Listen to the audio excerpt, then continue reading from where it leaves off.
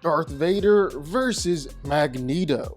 The Master of Magnetism is going up against the Dark Lord of the Sith, two villains who can absolutely rock a cape.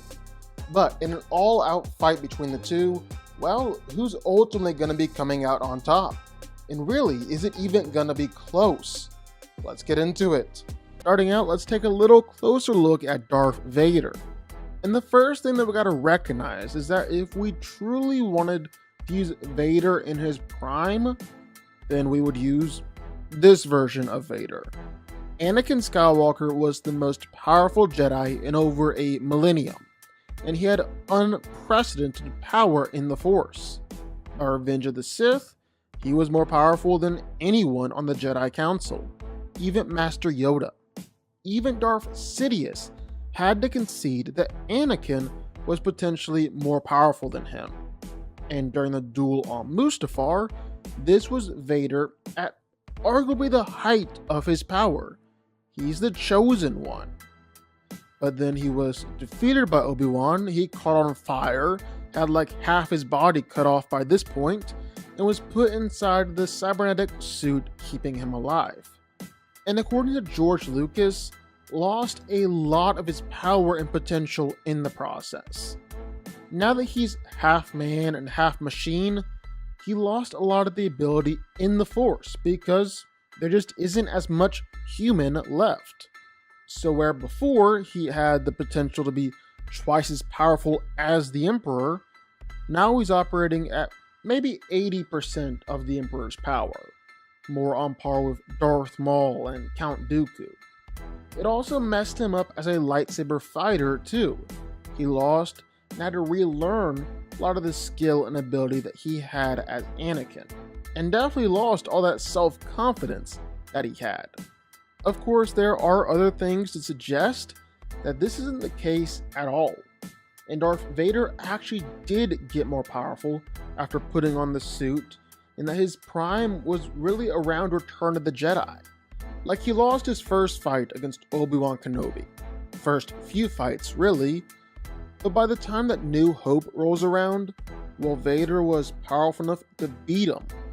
And it wasn't just the fact that Obi-Wan was older now and couldn't fight as well with a lightsaber. One, because Obi-Wan had killed Darth Maul while in this same state. But two, because they were also having a Force battle at the same time during this fight. We just couldn't see that playing out with our eyes. But old Ben was wearing out and losing the fight before the fight even began. Just by being around Vader's presence in the Force was enough to tire Obi-Wan out. He had been growing more and more powerful in the dark side of the Force, tapping into a whole new power stream than before. And he's actually come to believe that his injuries only made him stronger and increased his connection to the Force. His pain fed his hate, and his anger, his hate turned into strength, suggesting he's still becoming even more powerful as Vader. So definitely a debate there. But honestly, just because we'll have access to a lot more cool stuff, we're gonna say his prime is Return of the Jedi. Darth Vader has been consistently called one of the deadliest Sith in history, one of the most powerful entities in the galaxy, and someone with the potential to rival or even possibly overthrow the Emperor himself. And this kinda did come to fruition. He did kill the Emperor, even if the death didn't really stick. His Force power manifests itself in a lot of different ways, from telepathy to creating Force barriers or amping himself with Force rage, but his primary has to be telekinesis. He's able to tear apart AT-ATs, bring down trees the size of buildings, or even bring down huge buildings themselves. His raw power is absolutely insane. And he's not necessarily just a bull in a china shop either. Darth Vader has pretty substantial control over everything around him. He's even able to force choke someone from all the way across the galaxy. But it doesn't just stop there. Outside of his insane connection with the Force, Vader's also a tremendously gifted and deadly fighter. He's impossibly strong, and he can use this in a fight, easily overpowering other Jedi or lightsaber fighters. He's surprisingly fast. Even with his robotic armor, he can block pretty much all attacks coming his way, and it's even been said that he's faster than the Emperor himself. Then where Vader shines is his durability, which makes sense. He's already missing half of his body and replaced it with metal. Even before that, he was still pretty good at enduring pain. Vader can legit walk through blaster fire, walk through explosions. It almost doesn't even faze him for the most part. He was even able to take Palpatine's Force Lightning. This is an attack powerful enough to have Maul crying on the floor and begging for mercy. Maul, the guy who feeds off of pain to make him grow stronger in the Force, and survived literally being cut in half. Palpatine's lightning had him screaming out, but when Sidious hit Vader with enough lightning to make his skeleton show up through the armor, I don't even know how that one's possible, well, Vader just kept on pushing, determined to kill him. Then there's just straight his skill. He's the best duelist the Empire has, and fights with a unique and unpredictable style that actually takes bits and elements from all combat techniques. He got more and more skilled between A New Hope and Empire Strikes Back, and then between Empire Strikes Back and Return of the Jedi, to the point where it was said he was unparalleled in terms of pure skill. He had no equal, putting him above the likes of Obi-Wan, Luke, and maybe even the Emperor himself. Eric Lyncher is the Omega-level mutant known as Magneto, the Master of Magnetism. As a boy, he was forced to endure the atrocities performed by the Nazis, but after escaping, he learned that he had the mutant ability to manipulate all forms of magnetism. While his best friend Charles Xavier believes that humans and mutants can coexist, Magneto's past has caused him to see a much darker side of reality, and so his goal is to protect mutant kind no matter what, ensuring that mutants become the dominant species on Earth. Magneto is confirmed to be an Omega-level mutant, meaning that his mutant power has no true upper limit. It's even to the point where Jean Grey called him the most powerful mutant on the planet. Professor X said that Magneto doesn't truly know his own potential, but that magnetism is one of the 4 foundation elements of the universe, with the Phoenix Force being one of the other foundational elements. So when you're getting talked up like that, well, you know Magneto is seriously powerful. Magneto can do a lot of stuff with his powers, but his most common form of attack is just controlling metal and throwing it all around. And on one hand, while Magneto has some incredibly precise control over this power, throwing around shrapnel, turning someone's weapons against them, or even manipulating the metal and iron flowing through the human body, either controlling and overpowering people that way, or just completely wrecking them. Like when he wiped out Vision, or removed all the adamantium from Wolverine's body.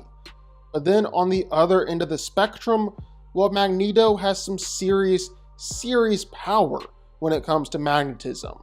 He's been able to hurl around planet-sized asteroids and satellites. He can shatter mountains and trigger earthquakes. He's had no problem overpowering Iron Man or even Red Hulk.